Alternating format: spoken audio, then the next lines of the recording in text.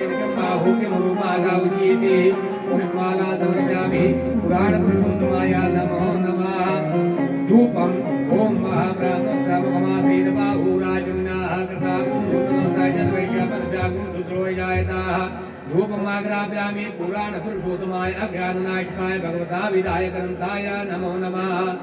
दीपम् चन्द्रमा मरुतो जाताः चक्षुः श्रोत्रो अजायता श्रोत्रादवाश्चकालचमुखादग्निजायताः दीपं दर्शयामि पुराणपुरुषोत्तमाय भगवता विदायकरन्ताय नमो नमः। हस्तप्रक्षालनं नैवेद्यं माह ॐ नाव्यासीदन्तरिक्षाग्निशीर्णो द्योः समृतापदव्यामो विश्रुतात्थालुकान् आकल्प्यन्नाः नैवेद्यं निवेदयामि पुराणपुरुषोत्तमाय भगवता विदायकरन्ताय नमो नमः। पंचप्राणावतिदस्यातः ॐ प्राणाय स्वाहा ॐ अपानाय स्वाहा ॐ व्यानाय स्वाहा ॐ उदानाय स्वाहा ॐ समानाय स्वाहा मध्ये पानीं समर्पयामि पुत्रापूषं जलं समर्पयामि पुत्रालं जलं समर्पयामि पुराणपुरुषोत्तमाय भगवता विदायकरन्ताय नमो नमः। दक्षिणा ॐ हिरण्यगर्भगर्भस्थाये बीजं विवावसो अनन्तपुण्यपुरः शान्ति प्रियक्षमे द्रवदक्षिणा समर्पयामि पुराणपुरुषोत्तमाय नमो नमः। व्यासपादप्रक्षालन्माः ॐ आपदाध्वान्ता सादरभानुः समेताधार्पणमकामदेवा अपार संसार समुद्रसेत्वा पुनः तुमां ब्राह्मणपादपांसवः यत्फलं कमलादाने कार्तिक्यां ज्येष्ठपुष्करेः तत्फलं पाण्वशिष्टाभि प्राणां पादः प्रक्षालने पृथ्वीयानि तीर्थानि तानि तीर्थानि सागरे सागरे तीर्थानि प्रसाद दक्षिणे पाते हरिः महापाद्जालं समर्पयामि ततो अर्घदानं भूमि देवार्चनमसेतं विप्रा पुरुषोत्तमा प्रत्यक्ष यज्ञ पुरुषो ह्यर्घं प्रतिक्रियतामाः आचार्य सम्मुखाः अर्घो अर्घा प्रतिक्रियताम् अर्घ्यं समर्पयामि श्री व्यासरूपाय नमो नमः।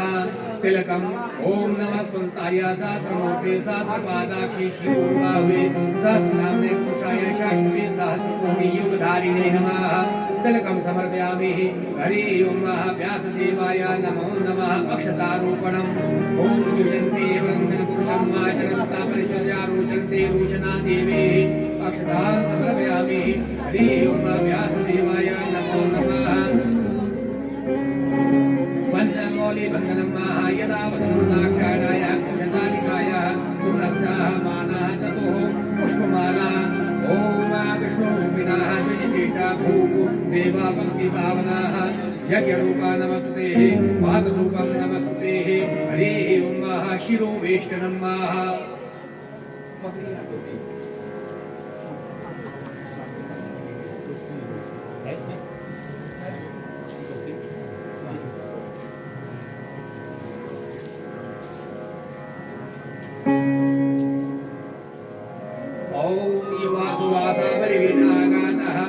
श्रियानमवती जायमान तन्नदिरासाः कव्यवनन्ति स्वादियोः मनसा देव्यन्ताः हरिः ओं शिरोवेष्णं समर्पयामि श्रीव्यासदेवाय नमो नमः।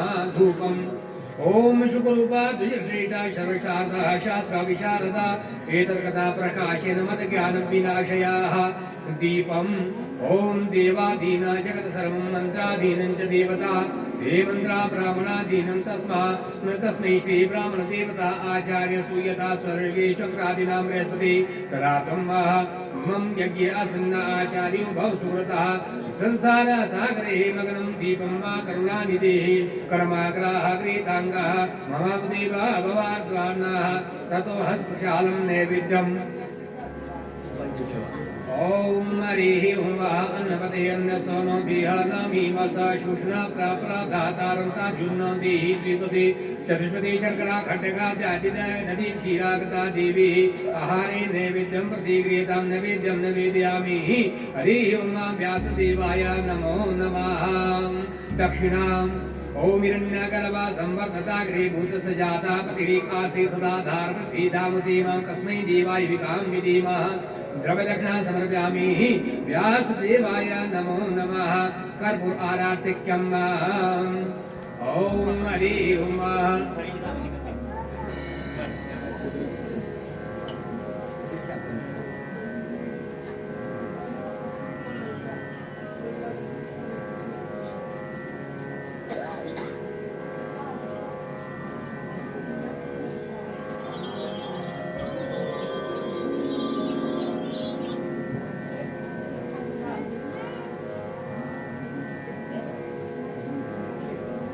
ओम मनः ज्योतिर्जुगतः वाजसः प्रियात्मतर्यज्ञाननन्दन्नो सुरिष्टं यज्ञं सम्मन्ददाः विश्वदेवाः स्वयमाद्यन्तामोपदिष्टायकवे प्रतिष्ठानां यज्ञो यत्रेण यज्ञनियन्ते सर्वमेव प्रतिष्ठितं भवति ज्वालमालिन्ये सुप्रतिष्ठो वरदो भवापाद्यर्गात्मं सर्वव्यापी ज्वालमालिन्ये नमः गन्धं समर्पयामि अक्षतान् समर्पयामि पुष्पाणि समर्पयामि धूपम् आग्रापयामि दीपं दर्शयामि आहारार्थे नैवेद्यं नैवेद्यान्ते पुनः ज्वालमालिन्ये नमः ॐ जले ज्वाला तले ज्वाला ज्वाला आकाशमण्डले त्रैलोक्यव्यापिनी ज्वाला दीप ज्वाला नमस्तुते ॐ आराधे देवकुङ्कायः वेदोरव्याय धामवे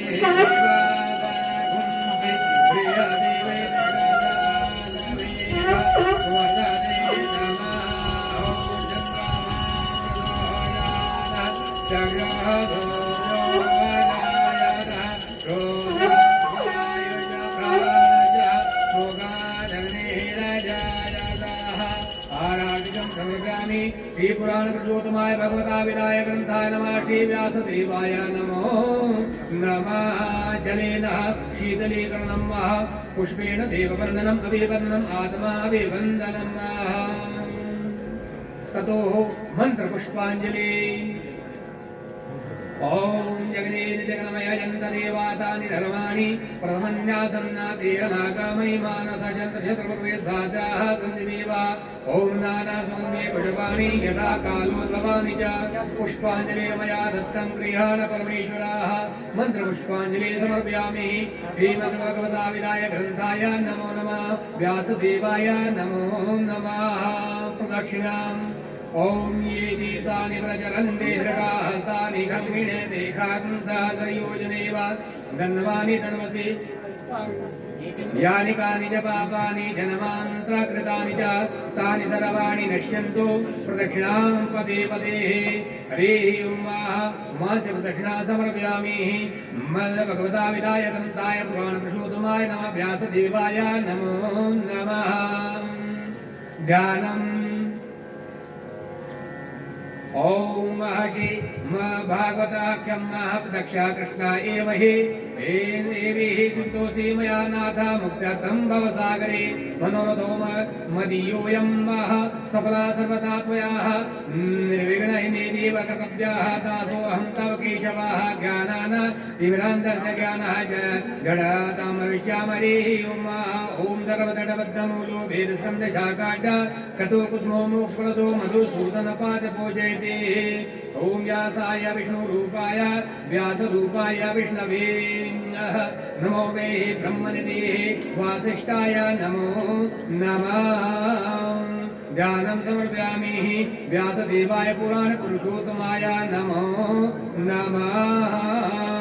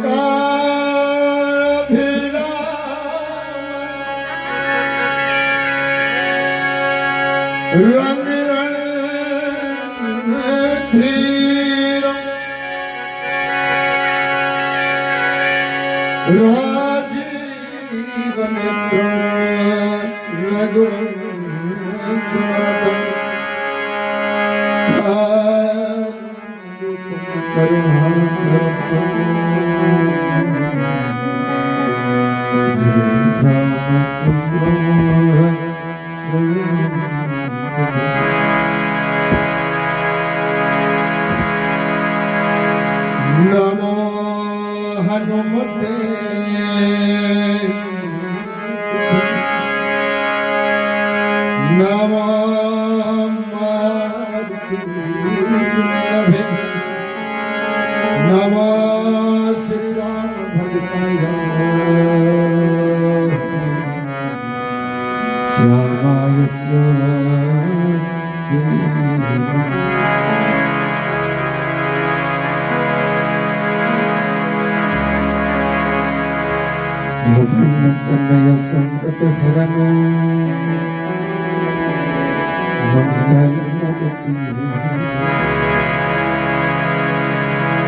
राम लखन सीता सहित देव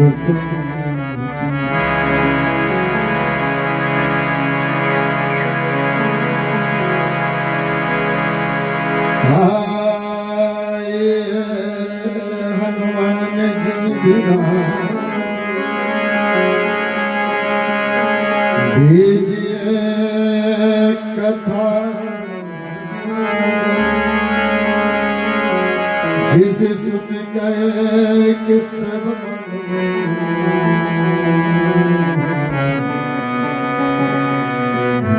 जाएंगे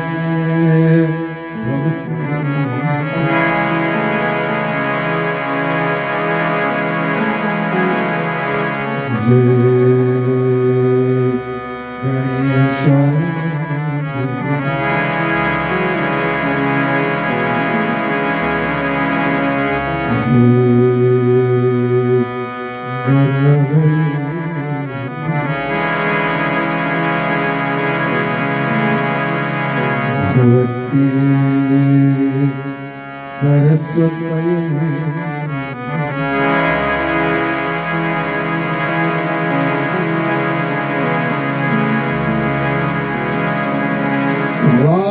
बालकृष्ण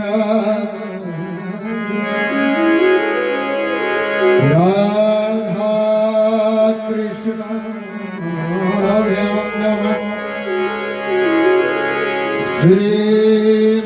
श्रीमद्भागवती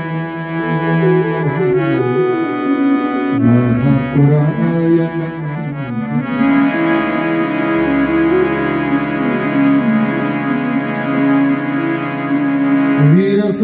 वीरस्वाद सर्वैदं प्रपंच रचितं माया जगति पते यस्मिन् तिष्ठति पति च अन्तसमये कल्पानुकल्पति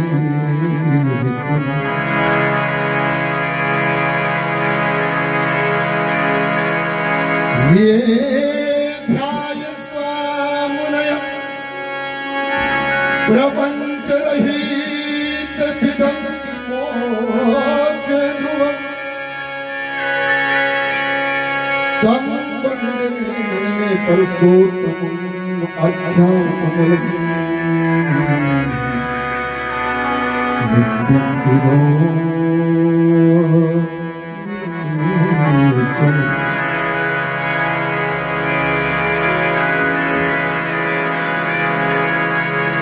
ध्येयं सदा परिभवविवर्णदुष्टतो विरुद्धास्पदं चिरञ्जनतं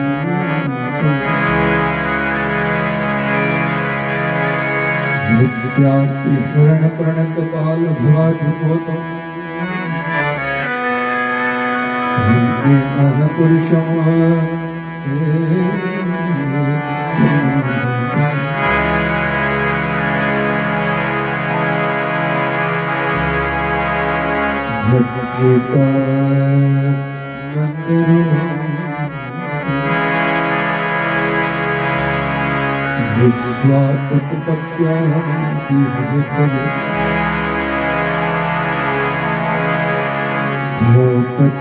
विनाशाय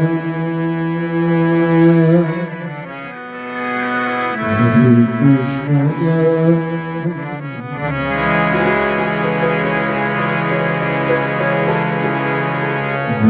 बालकृष्णाय राधा कृष्णाभ्यां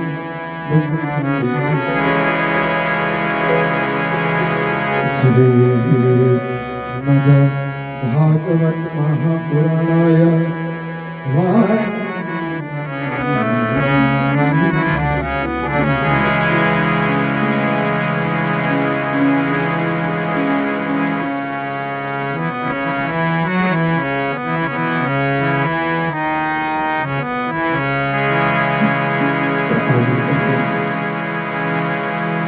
राधारानी का स्मृति करते हुए आज इस पावन में अपने जीवन को संकल्पित करें और भगवान के प्रति भाव प्रेम के साथ आज की कथा का आरंभ करें।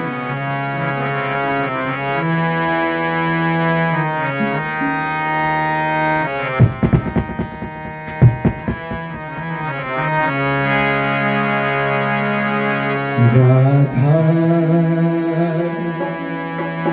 राधा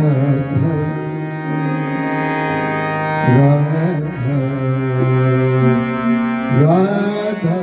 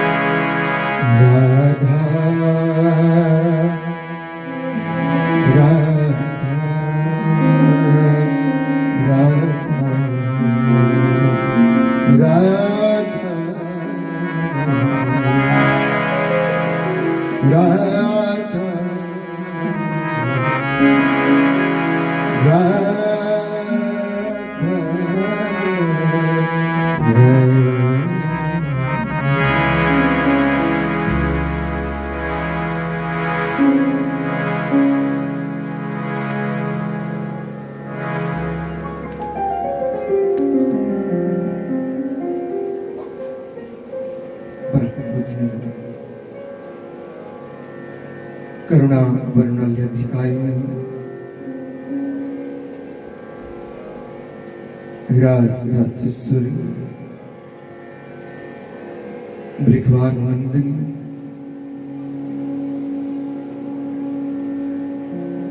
आनंद कंद भगवान जी की वानमयी मूर्ति श्री राधा वल्लभ सरकार के श्री चरणों में मेरा व्यासपीठ से कोटि कोटि वंदन।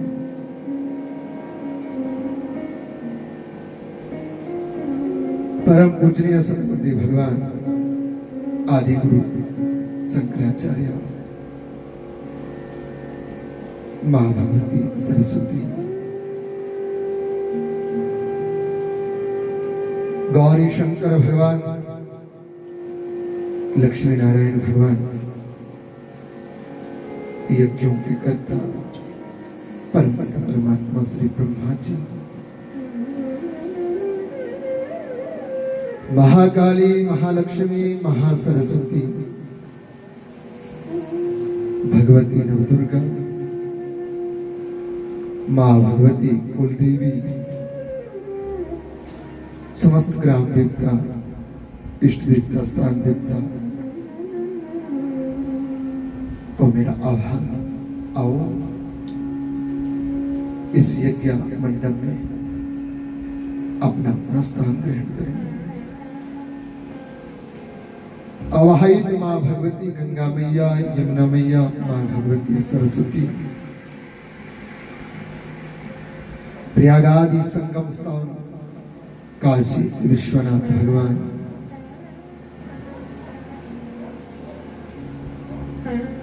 वृंदावन की पवित्र धरा हरिद्वार मार्कंडेय जैसे पुण्य तीर्थ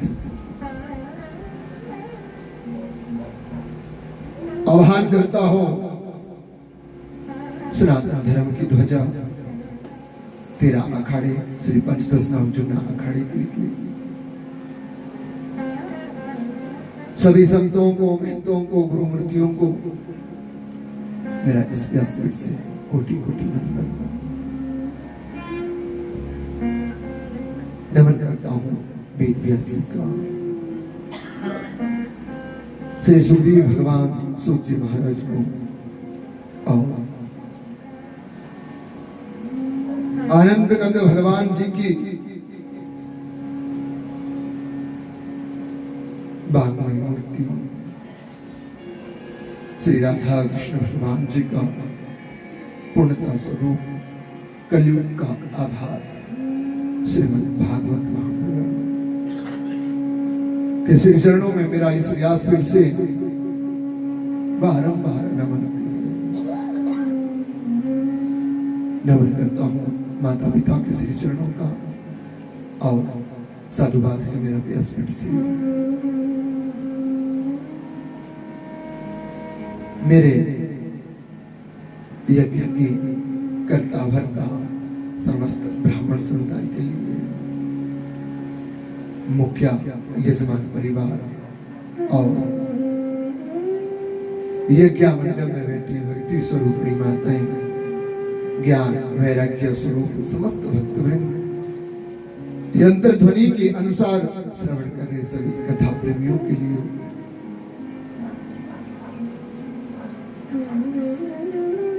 भगवान के और उन अनंत लीलाओं के बीच में मानव का पंचभौतिक शरीर, जब मानव क्रिया मार्गेण इति रम्यते इसमें भ्रमण करता है। आदि गुरु शंकराचार्य भगवान नारायण के स्वरूप का दर्शन करते हुए कलयुग का विख्यान करने के लिए कलयुग के प्राणियों के लिए सबसे बड़ा धर्म कलयुग में भागवत दर्शन कहा गया, जिसका पद अर्पण होना, सम्मुख बैठना और भगवान जी की कथाओं का गुणगान करना इस कलयुग में परम लाभदायक है। राधा रमन की असीम कृपा खुन्ना गांव के इस परिवार के ऊपर, इस गांव के ऊपर, नगर बस्ती के ऊपर, जिसके कारण ये सब लोग अपने जीवन को भाव भक्ति से भगवान का ध्यान पूजन रटन करते रहते हैं और भगवान भी बड़े जल्दी जल्दी इन्हें दर्शन दे देते हैं। तो भागवत जी की ये गाथा जिसका आगाज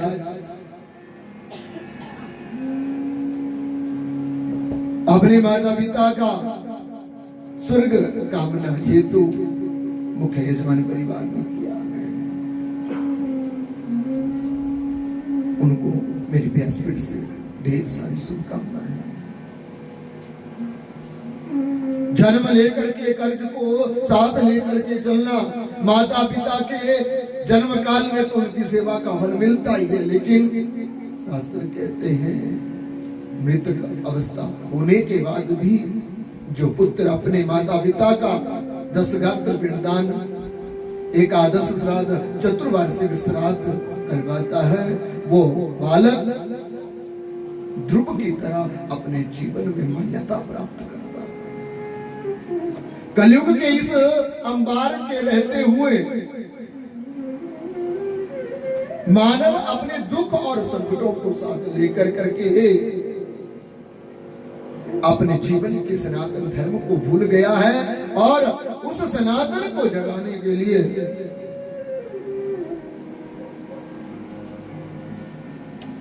अनेक संतों ने, अनेक विद्वानों ने धर्म कथाओं का आगाज करते हुए कलयुग के प्राणी को मोक्षार्थ इस श्रीमद् भागवत कथा को प्रधान कहा गया है। और हम सब तो सौभाग्यशाली हैं, सत्संग में बैठ करके भगवान का संकीर्तन, भगवान का नाम जाप कर करके अपने साथ अपने पितरों के लिए भी मोक्ष की भावना रखते हैं। आज का दिन पवित्र और इस पवित्र दिन के साथ रहते हुए ब्रह्मा शब्दों के द्वारा उच्चारण किए ब्राह्मणिक मंत्रों को लेकर के आज इस कथा का जो आगाज हुआ है, वरुण देवता का नवनद्या सप्त सागर का जो आगाज हुआ है, भगवती गायत्री देवी का आगाज हुआ है और वासुदेव भगवान जी का आगाज हुआ है। प्रार्थना करूंगा व्यासपीठ से कि आपके जो पितर है वो इस कथा में आकर करके इस कथा का अनुपान करें और अपने जीवन को मोक्षार्थ करें। अब ये कथा करती क्या है, क्यों इसे किया जाता है, इसको सुनने से क्या लाभ है? सर्वप्रथम हमें ये सीखना है करती क्या है। कलयुग में ये श्रीमद् भागवत की कथा सत्य की वो ज्वाला है जो पापों को जला कर करके हमारे जीवन को सात्विक बनाती है। तो भागवत कथा का कार्य है मानव को सात्विक बनाना। क्यों की जाती है? बोले जब मानव अपने धर्म से विमुख होकर करके अधर्म गति में चलता है, तो उसे सतमार्ग पर लाने के लिए भागवत कथा का मार्ग अपनाया जाता है, जिसके करने मात्र से मानव अपने धर्म को सीख कर करके सनातन सृष्टि को जान कर करके परम धर्म की प्राप्ति करता है। अब इसे करने के लिए प्रश्न उठता है, इसे करने के लिए जो तीसरा गुण है, मानव को क्या करना चाहिए? तो भागवत का करने का जो कार्य है, कलयुग है, हर व्यक्ति धन से संपत्ति से युक्त है। धन संपत्ति के रहते हुए अपने अभिमान के द्वारा दूसरों के बीच में अपने जीवन को उल्लासित करने के लिए इस भागवत कथा का आगाज नहीं किया जाता। भागवत कथा तो भावे विद्यते इति नरा भागवत। भागवत कथा का सीधा सा अर्थ है कि जब तक मानव जीवन के भावों का बदला ना हो, परिवर्तन ना आए, तो उस कथा को सुनकर करके भी लाभ नहीं मिलता है। भागवत का सीधा सा अर्थ मोक्ष, और मोक्ष के लिए मानव को 4 कर्म करने पड़ेंगे। सबसे पहले मन की समृद्धि, प्रभु के चरणों में अपने मन की स्थिरता, और ये मन बड़ा चंचल है। जब तक मानव के जीवन में मन की स्थिरता नहीं हो गई, एक क्या 1000 कथा सुन लो, तब भी मोक्ष नहीं मिलता है। अब कलयुग में मानव का भाव तो है, लेकिन भाव में भक्ति नहीं है। क्यों? क्योंकि कलयुग का जो दोष गुण है वो अहंकार है, और जब तक मानव के जीवन में अहंकार रहेगा तब तक मानव का कल्याण नहीं हो सकता। पर पंच रहित तो इस कलयुग के अंबर में अगर मानव को भक्ति का प्राप्ति करनी है, तो सबसे पहले मन की स्थिरता, और मन भगवान के चरणों में लग जाएगा, मन के अंदर भगवान की भाव जागृत हो जाएगा। फिर भागवत सुन कर करके नहीं, बोल कर करके नहीं, वो स्वयं भक्ति के द्वारा मानव के जीवन में प्रवेश कर जाता है। तो भागवत करने का लाभ, भागवत करने का लाभ है मानव जीवन के भाव को बदलना। और जब तक मानव अपने जीवन के मन को, भाव को नहीं बदलेगा, अहंकार को नहीं छोड़ता है, तब तक इस भागवत को ना तो सुनने का लाभ है और ना ही करने का लाभ मिल सकता है। भागवत अपने 10 मुख की सुंदरता से देखता है, क्योंकि भागवत के अंदर 10 लक्षणों का वर्णन किया गया है। जब तक मानव के जीवन में भाव जागृत नहीं होंगे, तब तक मानव के जीवन में भागवत की 10 लक्षण प्रवेश नहीं करते। और कलयुग में अगर भाव जागृत करने हैं ना, तो भाव जागृत करने से पहले मानव को अपना स्वभाव बदलना पड़ेगा। बड़ी सुंदर कथा भक्तमाल की आती है कि किसी जगह पर कोई संत लोग रहते थे, अचानक से एक दिन भ्रमण करने का मन कर लिया, और जब संत लोग भ्रमण करने के लिए निकले तो जाकर के एकांत जंगल में चले जाते हैं, सुंदर वातावरण का आसार लेकर के। जब वो संत लोग गए, अपने जीवन की मस्ती में ढल रहे थे, खेल रहे थे, कूद रहे थे, और अचानक से एक दृश्य देख लिया। क्या देखा? बोले महाराज, उस जंगल के बीच में मानुष देह को प्राप्त करने वाला कोई व्यक्ति है। शरीर तो मानव का है, लेकिन जब उसके क्रिया को देखा तो लगा कि वो ये तो पशु से भी बढ़कर करके अपने जीवन को गुजारता है। संत पास में गए तो क्या पाया? बोले जो मानव शरीर को धारण किया हुआ है वो पशुओं की तरह पेड़ों की छाल पहन कर करके एक पेड़ से दूसरे पेड़, दूसरे से तीसरे पेड़, और इसी प्रकार वो पूरे जंगल में भ्रमण करता हुआ उन जंगली जानवरों के बीच में रह करके अपने जीवन का यापन कर रहा है। संतों ने उसे मानव शरीर प्राप्त किए हुए व्यक्ति के मन भाव को बदलने के लिए, उसके स्वभाव को बदलने के लिए प्रयास किया।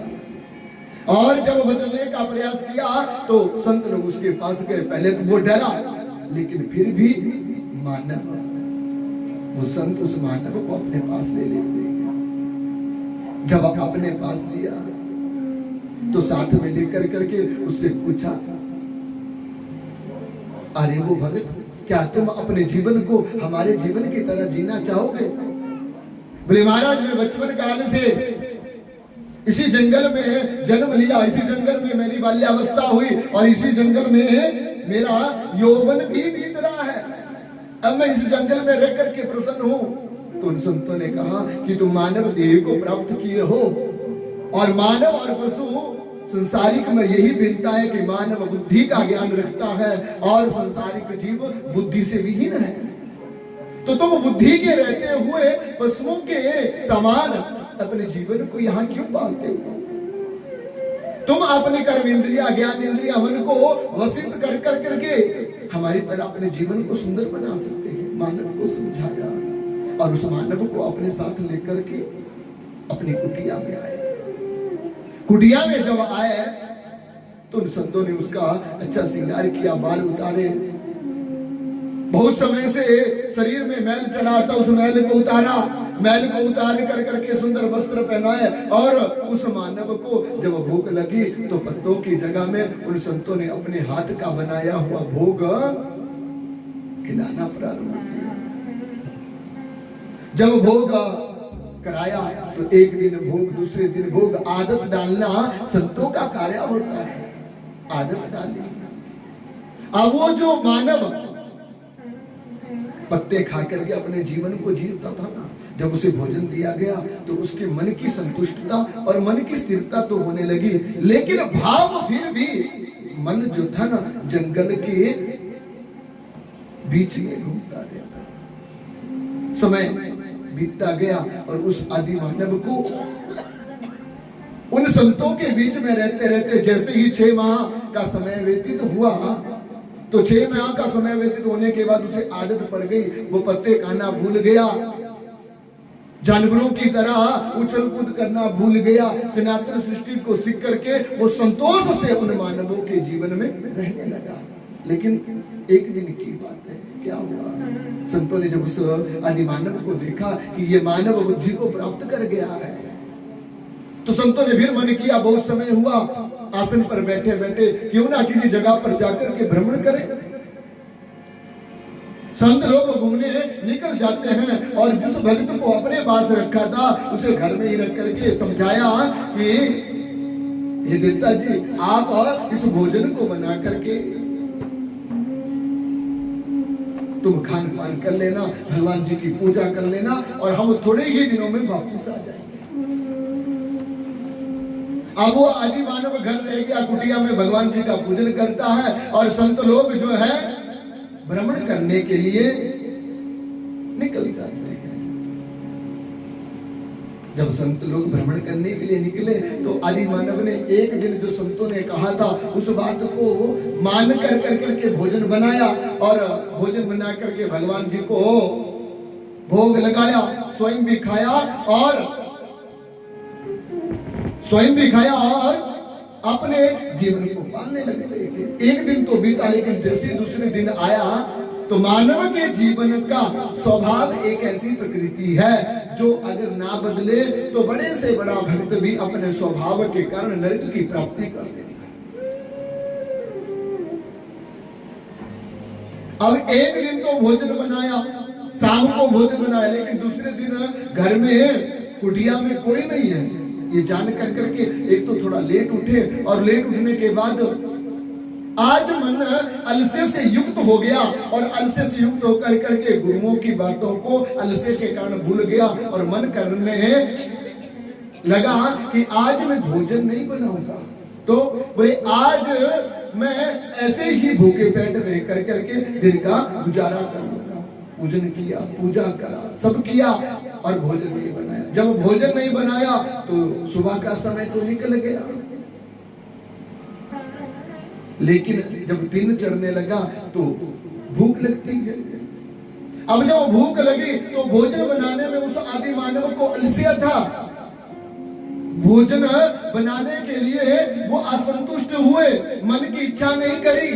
जब मन की इच्छा नहीं करी तो मन ही मन में सोचने लगा कि ये महापुरुष मुझे कहां लेकर के आए, मेरा तो जीवन अच्छा था, बिना किसी कष्ट को किए हुए मैं पत्तों को फूलों को खाकर करके अपने जीवन को पालता था, और इन्होंने मुझे इस झंझट में, संघर्ष में फंसा करके मेरे जीवन को धोखा दे दिया। और मानव ने संतों के सत्संग का त्याग करते हुए उसी बगीचे में गए और बगीचे में जाकर के फल फूलों के पत्तों को भक्षण करते हुए अपने दिन को गुजारते। एक दिन निकला, दूसरा दिन निकला, जब तीसरा दिन आया तो अचानक से वो संत लोग वापिस आ रहे थे। जब संत लोग वापिस आए थे तो संतों ने मन ही मन में सोचा कि अब तो उस बालक का जीवन बदल गया होगा, और परिणाम में वो बालक रह कर करके अपने जीवन का कल्याण कर गया होगा। उसे कहीं ना कहीं कुटिया में बैठाना पड़ेगा, क्योंकि संत नवनीत समान, संत का हृदय जो है नवनीत की तरह होता है। दुखिया आए रोए तो भी संत उसे गोदी लगाता है, और सुखिया आकर के अगर अभिमान करें तो उसका दोहन भी संत ही करते हैं। उसके मन को निर्मल करना संत का कार्य है। तो जब संत वापिस आए तो क्या देखा, बोले जिस मानव के लिए भोजन बनाना सिखाया, जल का पान करना सिखाया, सुंदर वस्त्र पहनाना सिखाया, वो मानव उन सब का त्याग करते हुए बगीचे में जाकर करके फूल और पत्तियां खा रहा है, जिसके कारण संतों का हृदय दुखित हो गया। फिर संतों ने आपस में चर्चा करते हुए कहा कि मानव अगर कलयुग में भगवान की भक्ति चाहता है और मानव अपने जीवन में अपने जीवन का कल्याण चाहता है, तो मानव को सबसे पहले इस कलयुग में भगवान को प्राप्त करने के लिए अपना स्वभाव बदलना पड़ेगा। जब तक मानव का स्वभाव नहीं बदलता तब तक अगर भगवान साक्षी प्रमाणित स्वरूप में भी दर्शन दे देना तो कलयुग के लोगों का भला नहीं हो सकता। एक मन में विष छुपा हो और दूसरी जगह पर आप अमृत रखते हो तो शास्त्र कहते हैं वो अमृत भी विष बन जाता है। जब तक मानव का मन स्थिर नहीं होगा, मन के अंदर विश्वास नहीं होगा, मन के अंदर श्रद्धा नहीं होगी, तब तक भाव नहीं करता। और भाव अगर जागृत हो भी जाता है, भगवान भक्ति तब तक नहीं देता जब तक मानव के अवगुण खत्म नहीं होते हैं। रोज जल से स्नान करने वाला व्यक्ति शरीर के रहते हुए पवित्र नहीं हो सकता है। नित्य स्नान करने वाला व्यक्ति जो स्नान करता है वो पवित्र नहीं हो सकता है। पवित्रता के लिए मानव को क्या करना पड़ता है? बोले पवित्रता के लिए मानव को माँ भगवती गायत्री के चरणों में आना ही पड़ता है। जब तक मानव का नित्याकर्म नियम से नहीं है तब तक मानव के शरीर की पवित्रता नहीं हो सकती है। इसलिए इस कलयुग में अगर मानव अपने जीवन के स्वभाव को बदले, भाव जागृत करे, दृढ़ता बनाए और दृढ़ता बना कर करके अपने गुरु लोगों के ऊपर, अपने ब्राह्मण देवताओं के ऊपर अगर तुम विश्वास रखते हैं, श्रद्धा रखते हैं, तो वहां पे बोलने की बात नहीं रहती। स्वयं ही नारायण भगवान तुम्हारे पितरों को मोक्ष की प्राप्ति करा देता है। इसलिए मानव को अगर अपने जीवन में भाव से भगवान को प्राप्त करना है तो सबसे पहले अपने मन को बदलना पड़ेगा। और मन जब तक नहीं बदलेगा, समानता असमानता, एक दूसरे की मतभेद की भावना जब तक मानव के अंदर है तब तक भगवान मिलने वाले। हाँ, चुप बैठ करने की और चुप कथा सुनने की हमें आदत भी नहीं है, सबको मालूम है। एक मन का सिर हिला देंगे टके की जुबा, और जिस जुबा को भगवान के चरणों में हिलाया नहीं जाता वो अगले जन्म में गूंगा होता है। बोले भागवत भगवान की। हाँ, मोबाइल का थोड़ा कम प्रयोग करना है ना। फिल्में बनाओ, फोटो खींचो, लेकिन समय से। ये नहीं पूरी कथा में तुम मोबाइल हाथ में लेकर के बैठे रहो, इससे भाव जागृत नहीं होगा। भाव को जगाने के लिए भक्ति, आप अपने जीवन को भक्ति पथ से जोड़ो। जब तक मानव के जीवन में आदर नहीं है, सम्मान नहीं है, एक दूसरे के ऊपर विश्वास नहीं है, तब तक भागवत सुनने का कोई लाभ नहीं है। पहले रास्ता साफ करो, फिर मंदिर में जाकर के मूर्ति का दर्शन करो। मोबाइल तो मूर्ति तक नहीं पहुंचाएगा। जल में स्नान करने से, सुंदर सुंदर कलयुग के अवयवों को लगाने से मानव की देह पवित्र नहीं होती। बेशक मानव का चेहरा खिल जाएगा, लेकिन जो मलिन हृदय है वो साफ नहीं हो सकता। पहले अपने हृदय को पवित्र करो और उसके बाद भाव से भक्ति करो, तभी भगवान मिल सकते हैं। अब पहला दिन जब कोई बड़ा कार्य होता है ना, तो पहले दिन में सबसे पहले गांव के लोग, घर के लोग क्या करते हैं? सफाई, झाड़ू उठा करके, है ना। तो पहला दिन भागवत का है मानव के जीवन को साफ करना। तो मानव का जीवन अगर साफ करना है तो पहला स्वभाव, मानव को पहले स्वभाव बदलना पड़ेगा। जो करते हैं उसे त्याग करो, और जो किया जा रहा है, कराया जा रहा है, उसको अपनाओ। लेकिन ये नहीं आदि मानव की तरह जब तक गुरु लोग बैठे हैं, ब्राह्मण देवता लोग बैठे हैं तो राधे राधे, और जब वो लोग चले जाए तो उसके बाद आधे आधे।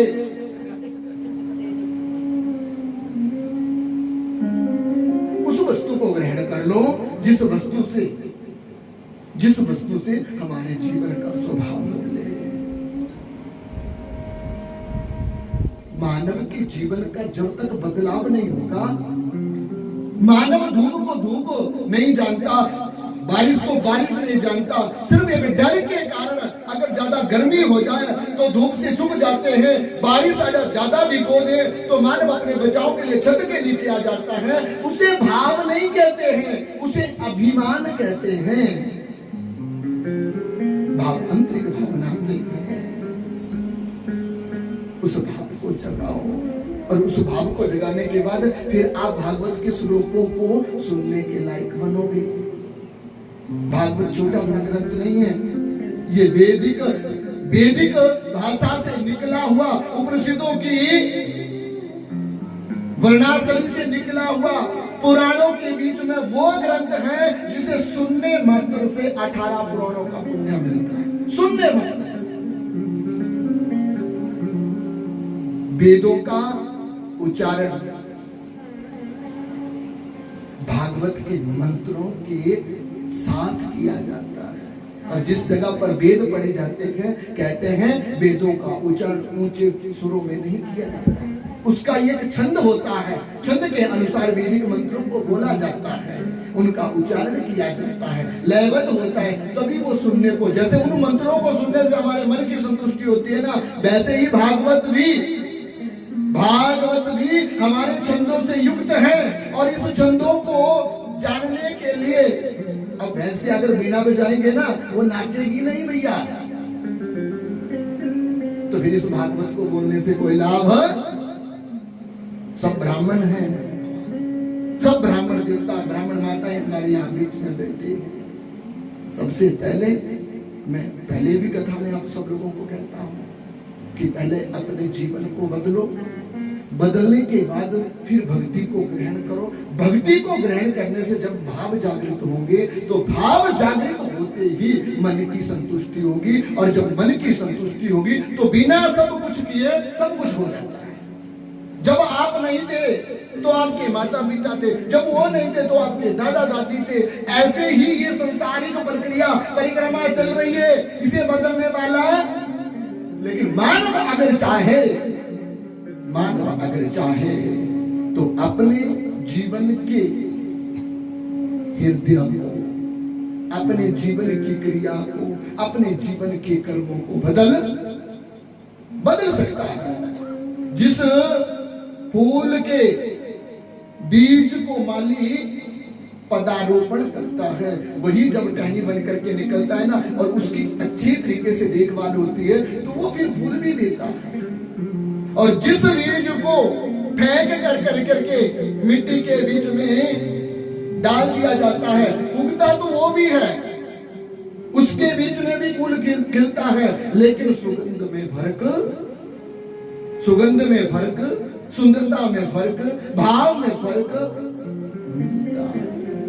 इसलिए आप सुयोग्य घर में जन्म लिए, सुयोग्य मालिक के द्वारा तुम्हारे जीवन को सिंचे गए और सुयोग्य जगह पर तुम अपने जीवन को दर्शनार्थी बना कर करके अपने जीवन में भागवत जी को सुनो, फिर मानव जीवन का कल्याण होगा, फिर मानव जीवन का कल्याण होता है। तो ये कथा एक तोते के मुख से निकली हुई, सुख मुखाद द्रव संयुक्तम, ये कथा एक तोते के मुख से निकली। जैसे ये तोता किसी फल में चोंच मार देता है और उस फल का स्वाद और ज्यादा अच्छा हो जाता है, वैसे ये श्रीमद् भागवत की कथा है।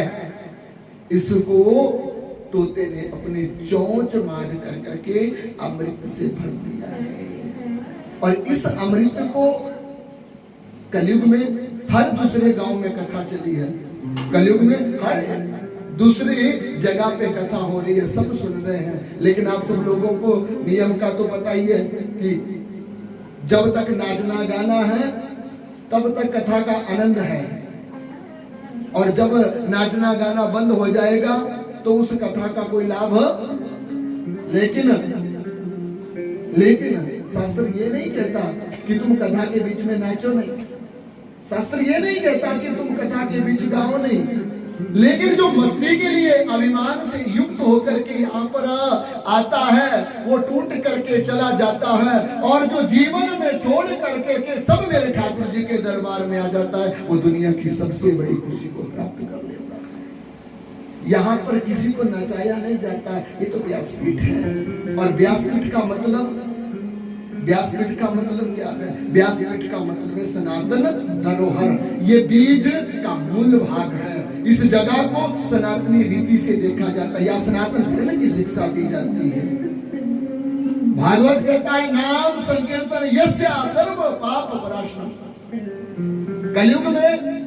कलयुग में आप ना भी कुछ करो, मीराबाई की तरह, एक तंतु की तरह, अगर तुम भगवत नाम से अपने शरीर को जुमते भी हो तो भी इस कलयुग में मानव को मोक्ष मिल जाता है। लेकिन जैसे पहले कपड़े धोते थे ना तो लकड़ी का इशारा लेते थे, लकड़ी से धोते थे, अब वो कपड़े धोने की मशीनें आ गई, तो उन कपड़े धोने में और आज के कपड़े धोने में जैसा फर्क है ना, वैसे ही मानव की बुद्धि में भी आ गया है। इसी कारण कलयुग में भागवत का लाभ नहीं होता है। और जब तक मानव अपनी बुद्धि का परिवर्तन नहीं करेगा, मानव अपनी बुद्धि से भगवान का भाव जागृत नहीं करेगा, एक क्या मैं तो कहता हूं हजार कथा सुन लो, कुछ नहीं मिलने वाला है। 18 पुराणों का अंतिम श्लोक यही कहता है, 18 पुराणों का अंतिम श्लोक ये कहता है अपने मन को भगवान के चरणों में लगा करके उनका नाम संकीर्तन करो और उनके किए हुए पदार्पण जो उन्होंने क्रियाएं करी उन क्रियाओं को सीख करके अपने जीवन में उतारो, अपना बदलाव करो, तब तुम्हें संतुष्टि। लेकिन कौन ऐसा व्यक्ति है जो अपने जीवन को बदलता है?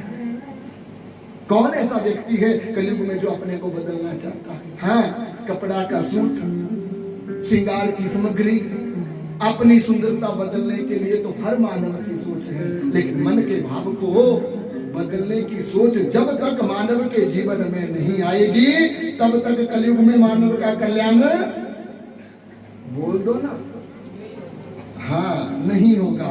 और अगर कल्याण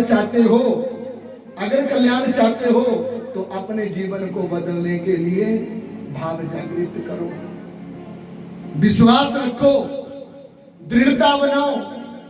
आज भी हमारे वैदिक ब्राह्मण हैं, आज भी हमारी सनातन सृष्टि के ऊपर संत लोग हैं, आज भी वो भगवान हैं जिन्होंने द्वापर में लीलाएं करी थी, आज भी त्रेता युग के भगवान श्री राम हैं, आज भी सतयुग के देवता भगवान ओंकार है।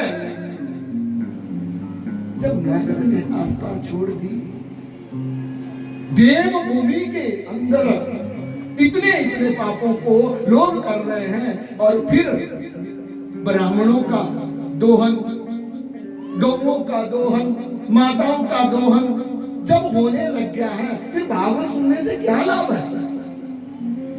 भागवत सुनने से लाभ तो तब है जब मानव इस सनातन सृष्टि को बचाने के लिए झंडा उठाए।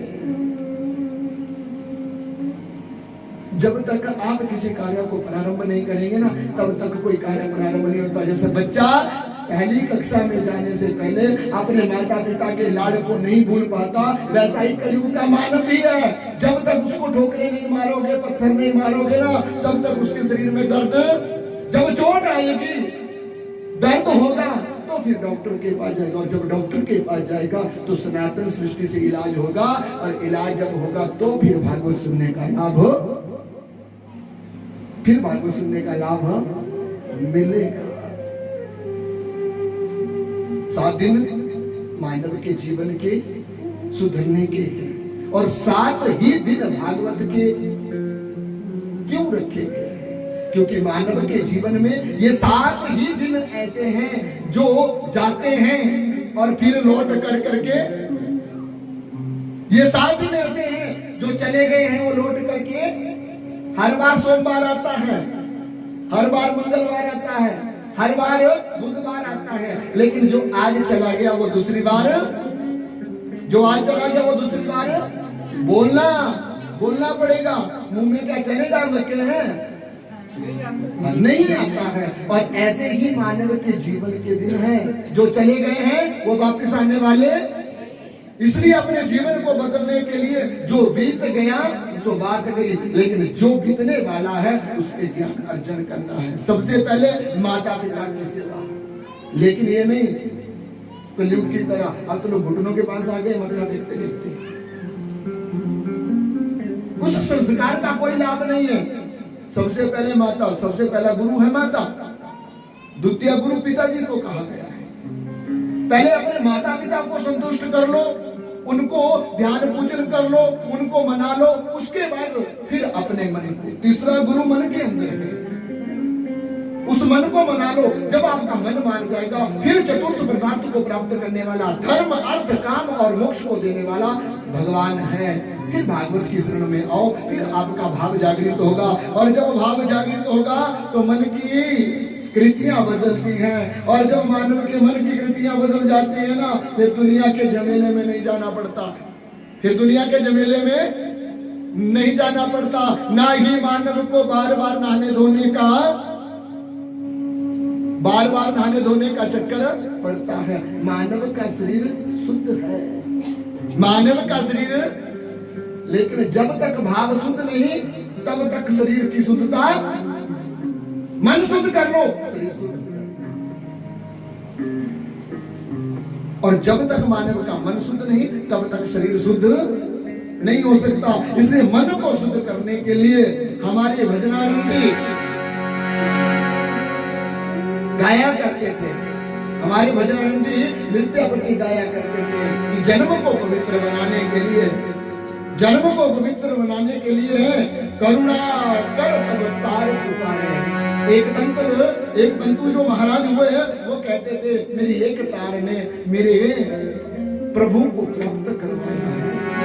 अब एक छोटी सी बात आप लोगों से पूछता हूँ, सब लोगों का अपना अपना व्यवसाय है, सब लोग कोई बगीचे में रह करके सेब बेच करके जीते हैं। अब जैसे हमारे ब्राह्मण देवताएं हैं, इनकी जीविका, इनका अनुष्ठान है, और जैसे कई लोगों का भोजन बनाने का कार्य है, सबका अपना अपना कार्य है। लेकिन मैं आप सब लोगों से ये पूछना चाहता हूँ, इन सब को करने के बाद भी मानव का सिद्धांत क्या है?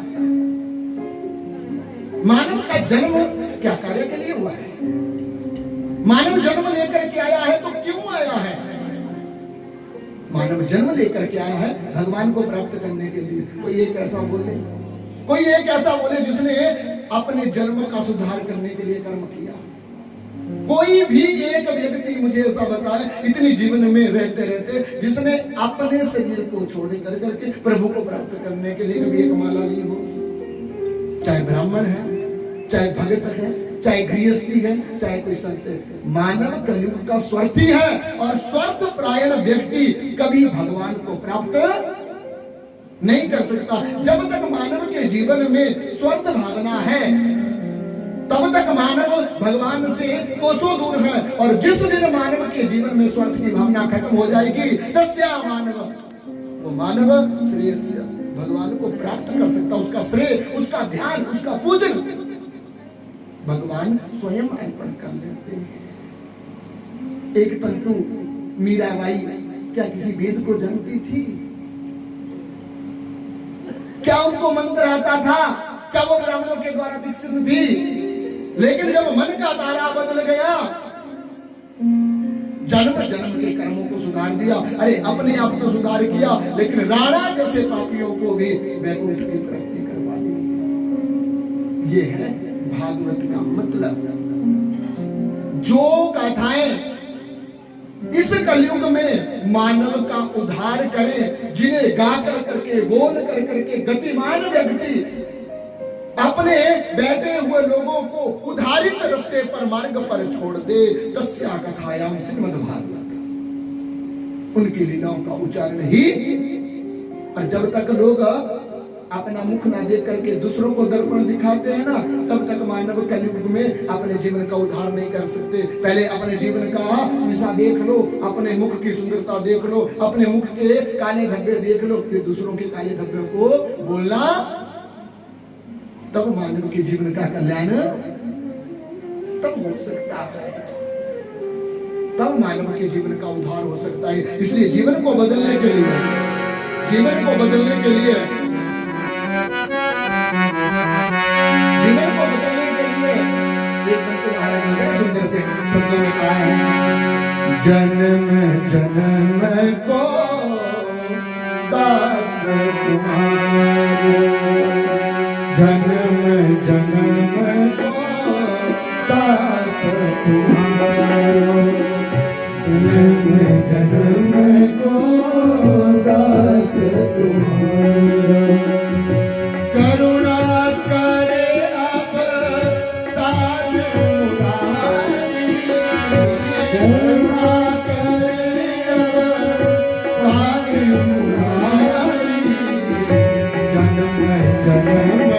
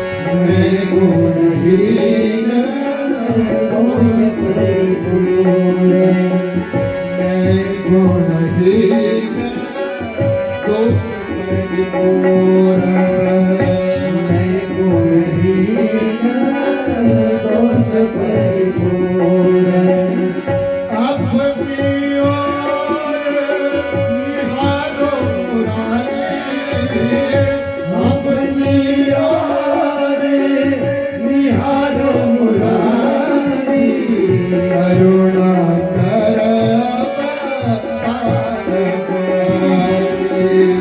करुणा कर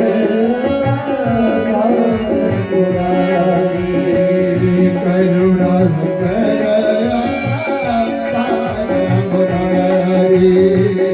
करुणा कर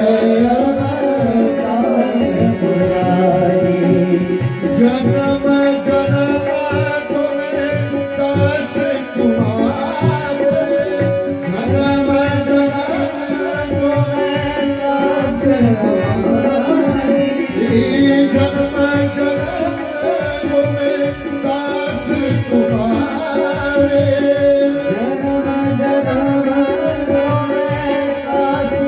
जन्म तुम्हें दास तुम्हारे करुणा कर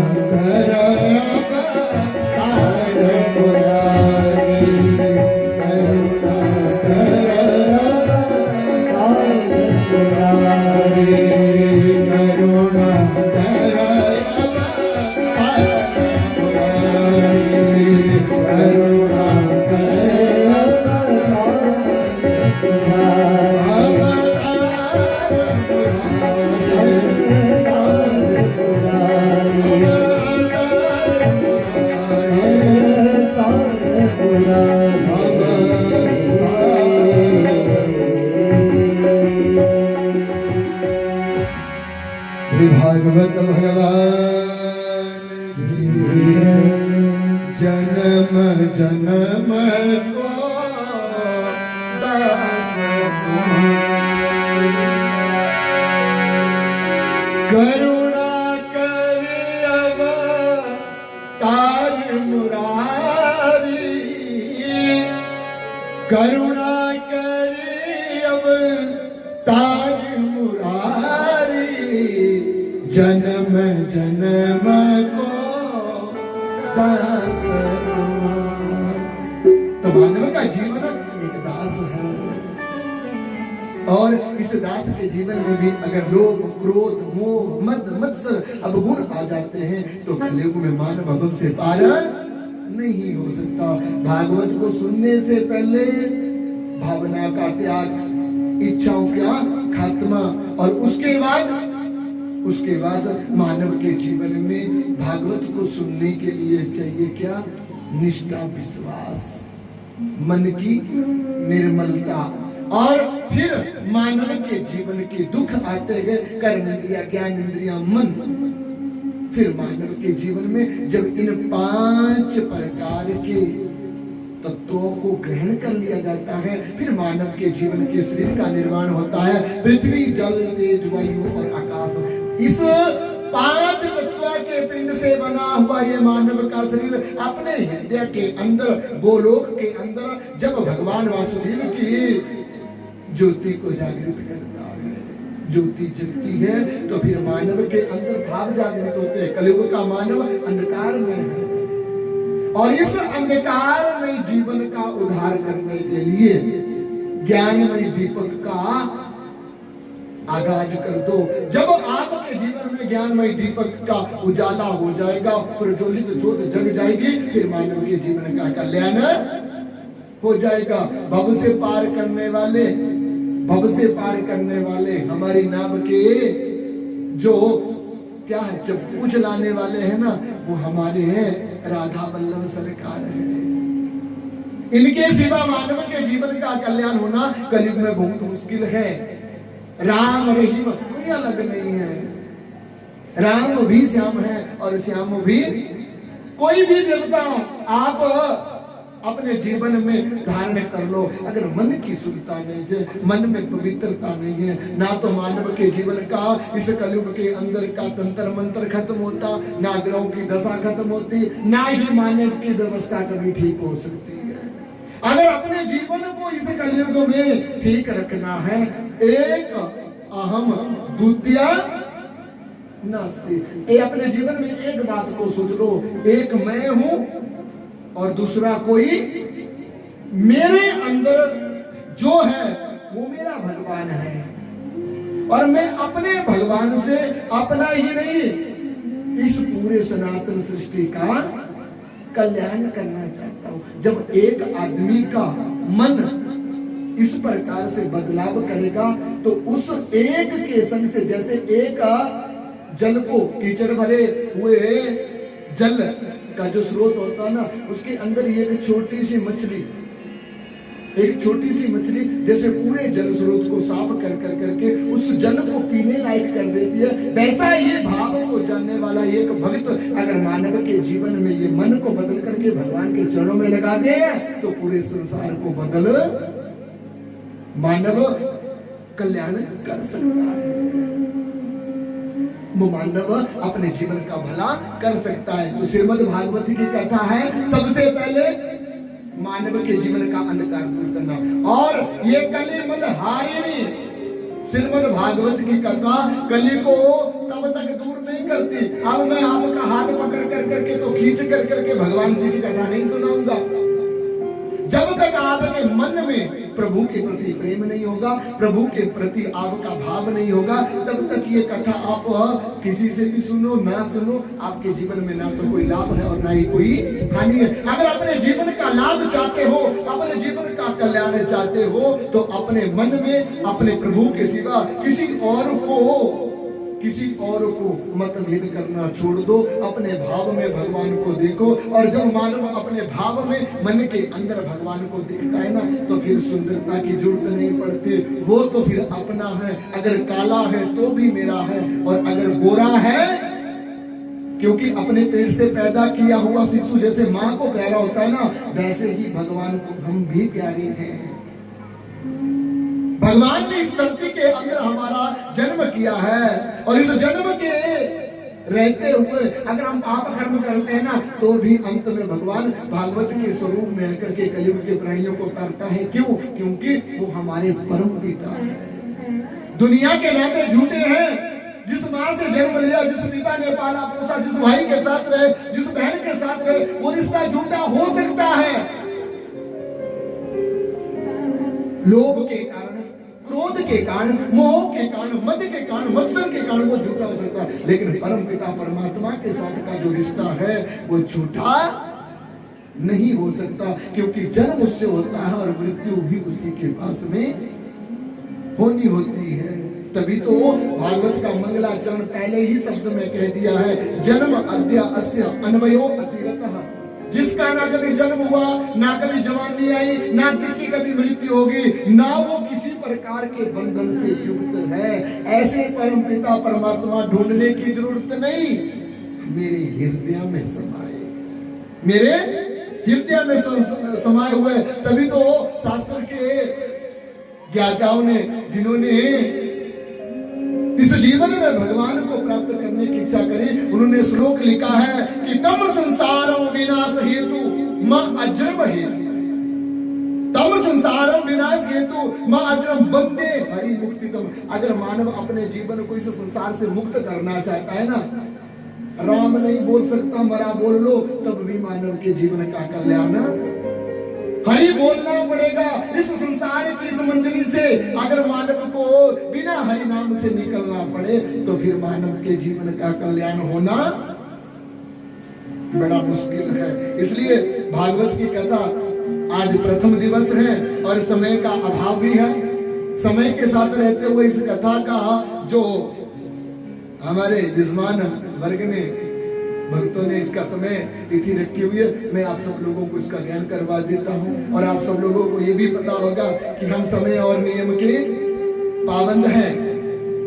इसलिए प्रातः काल की जो भगवान जी की शयन आरती, भगवान जी अपना शयन त्याग करके पहली प्रातः मंगल आरती, मंगलाचरण जो होगा वो 5 से लेकर के 5:30 बजे तक। उसके बाद भगवान जी का मूल पाठ और पूर्ण पाठ के बाद 6 से लेकर के 11 बजे तक भगवान जी की श्रृंगारित षोडशोपचार पूजा, और ठीक 1 बजे से लेकर के क्षमा करना 12 बजे से लेकर करके 3 बजे तक भागवत जी का सत्संग, और उसके बाद साय की जो आरती है 8 से लेकर के 10 बजे के बीच। कितने से? 8 से लेकर के 10 बजे तक का समय का विशेष ध्यान रखें। बड़ा कार्य है और बड़े कार्य में अपने जीवन को बदलना ही सबसे बड़ा पुरुषार्थ है। जो जीवन को नहीं बदल सका वो भगवान को प्राप्त जीवन के दर्दे, जीवन का बुढ़ापा, जीवन का यौवन अवस्था, ये तो मानव के साथ चलती आई और चलती ही रहेगी। सबसे बड़ा बुजुर्ग, सबसे बड़ा वृद्ध तो भागवत जी है, जो जन्मों जन्मों से है और जन्मों जन्मों को भव से पार सबका भाना चल सकता है, लेकिन समय में अगर त्रुटि हुई तो वो नहीं मान्यता मिलेगी। इसलिए समय पे अपने कार्य को करें और समय के अनुसार अपने जीवन को लगाएं। यही मानव जीवन का सनातन का हमारा धर्म है। सबसे पहले अपने जीवन को बदलने के लिए भाव, जिस जगह पर प्रेम नहीं उस जगह पर भगवान नहीं होते हैं। और जब मानव के जीवन में प्रेम आ जाता है फिर मतभेद की भावना खत्म, और जहाँ पे मतभेद खत्म हो जाता है वहीं पर तो तेरे राधा रमन आज भी उस बरसाने की गोकुल की गलियों में घूमते हैं। क्यों घूमते हैं? क्योंकि वहां पर मतभेद भावना का अब अहंकार नहीं उस जगह पर है। और जिस जगह में कलयुग में अहंकार नहीं है, अभिमान नहीं है, दूसरों के प्रति द्रोह नहीं है, सबको अपने से बड़ा पद दिया जाता है, वहां पर भगवान जी का वास होता है। इसलिए इंसान जो ये खेल रहा है ना, उस खेल को बदलने के लिए भागवत जी की शरण में आओ और भागवत जी की शरण में आकर के अपने जीवन के भाव को जगाओ। और जब भाव की ज्योति जग जाएगी, मतभेद खत्म हो जाएगा, प्रेम का आगाज हो जाएगा और फिर मानव का जीवन भागवत में बन जाएगा। वही भागवत भगवान की एक छोटा सा भजन, और उस भजन के बाद भगवान जी की उस भजन के साथ ही भागवत जी की आरती। इसलिए इंसान खेला खेले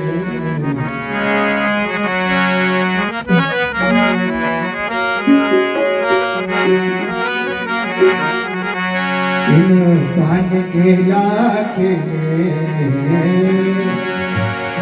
तकदीर क्या करे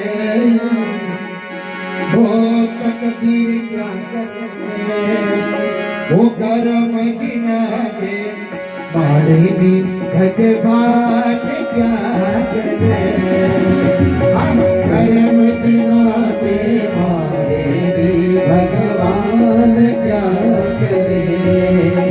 इंसान के लाज इंसान के लाज तकदीर क्या करे, तकदीर क्या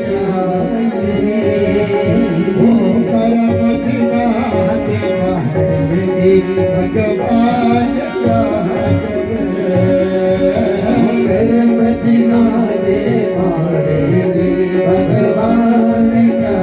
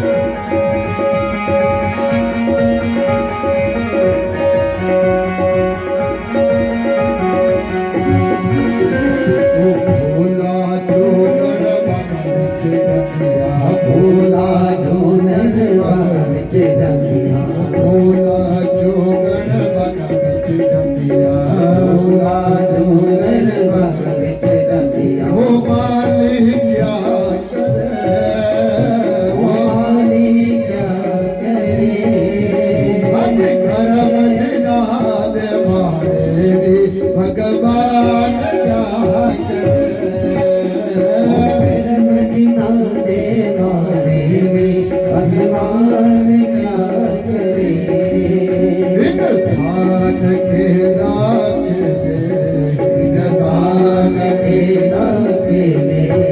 तकदीर क्या करे, तकदीर क्या करे, अज करम जुदार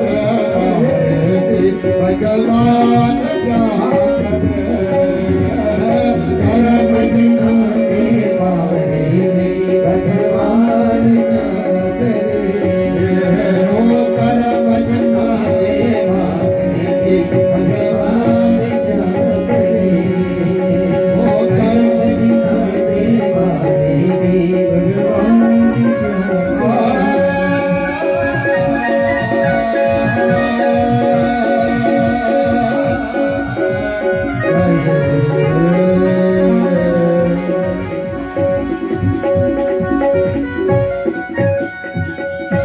श्री भागवत भगवान तो सभी अपनी जगह पर खड़े हो जाएंगे और मिलकर के भगवान जी की आरती करें। हरिओम चंद्रमा मनसो चक्षायो सूर्यो अजायतं सोमाय सुमाय श्री भागवत भगवान की है आरती, पापियों को पाप से है श्री भागवत भगवान की है आरती, पापियों को पाप से है तारती, श्री भागवत भगवान की है आरती, पापियों को पाप से है तारती, श्री भागवत भगवान की है आरती, पापियों को पाप से है तारती, ये अपर ग्रंथ ये मुक्ति पर ये पंचमवेद निराला, नव ज्योति जगाने वाला, नव ज्योति जगाने वाला, नव ज्योति जगाने वाला, श्री राम ही घनश्याम यही, राम यही घनश्याम यही, मधुसूदन की आरती, पापियों को पाप से है तारती, श्री भागवत भगवान की है आरती, पापियों को पाप से है तारती, ये मधुर बोल भगवंत को सतमार्ग दिखाने वाला, बिगड़ी को बनाने वाला, बिगड़ी को बनाने वाला, बिगड़ी को बनाने वाला, ध्यान यही है, ध्यान यही है, ध्यान यही है, ध्यान यही है, प्रभु चरणों की आरती, पापियों को पाप से है तारती, श्री भागवत भगवान की है आरती, पापियों को पाप से है तारती, सामने दीप सावती की सदा मिटाने वाला, प्रभु भक्ति जगाने वाला, भक्ति जगाने वाला, प्रभु भक्ति जगाने वाला, ब्रह्म यही पर ब्रह्म यही, ब्रह्म यही पर ब्रह्म यही, जगमंगल की आरती, पापियों को पाप से तारती, भागवत भगवान की आरती, पापियों को पाप से तारती, पापियों को पाप से तारती, पापियों को पाप से तारती, कर्पूर गौरम करुणावतारम संसार सारम बुद्धि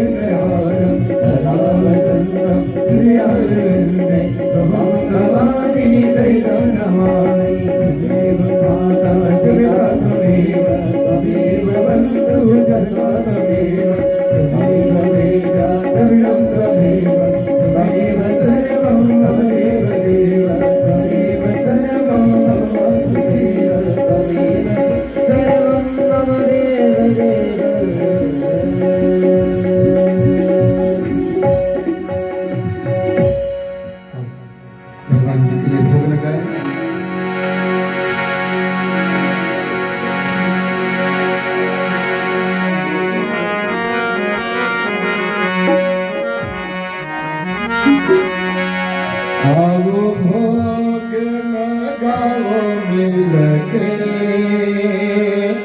मेरे ठाकुर का गाना आओ भोग लगाओ मिल के मेरे ठाकुर का